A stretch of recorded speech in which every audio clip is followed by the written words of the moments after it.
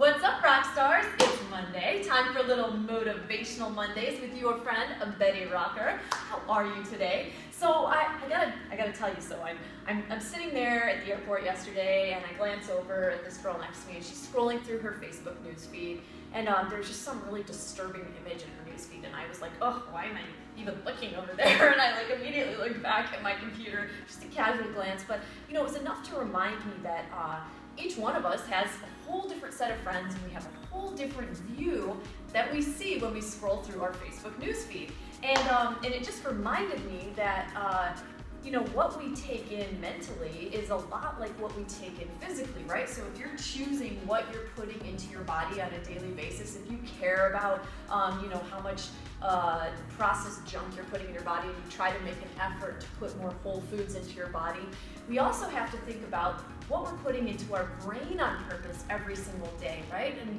I think that's something that maybe we forget, because there's a lot of things that we take into our body and into our mind every day that we don't have a lot of control over. There are things that happen, there's things that we'll see, and going through the course of our day, there's conversations that we'll end up having that just are kind of inevitable, right? But when it comes to the things that you choose to take in, like what's in your newsfeed, for example, or when you turn on the television or open up your computer for any reason, you do have a choice about what you put into your brain space. And I don't know if you've ever heard that great quote by Jim Rohn, "You are the product of the 5 people you spend the most time around." Well, this is also true for the things that you take into your mind and into your day.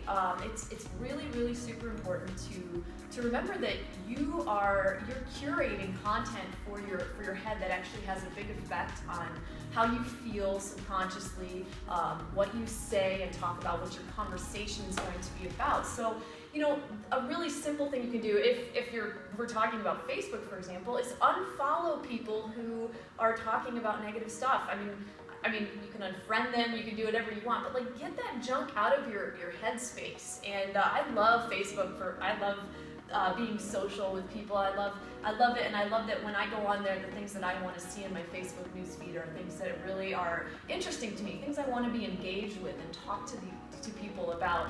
They're talking about things that I care about, things that I want to talk about. And if I see negative stuff, I'll unfollow or unfriend.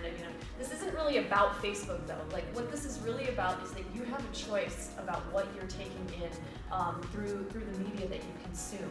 So make the space in your life for books and content that actually is useful to you, that's taking you in a direction that you want to go. If you have a goal, make room to read more books about the things that help you reach that goal. Make space in your life for conversations that inspire you instead of things that subconsciously drag you down. And I today challenge you very much to notice where in your life these things are kind of coming in and sort of sucking up some of your airwaves and taking up your space. Because it's something that once you become conscious of, you won't be able to ignore it. It's really crazy.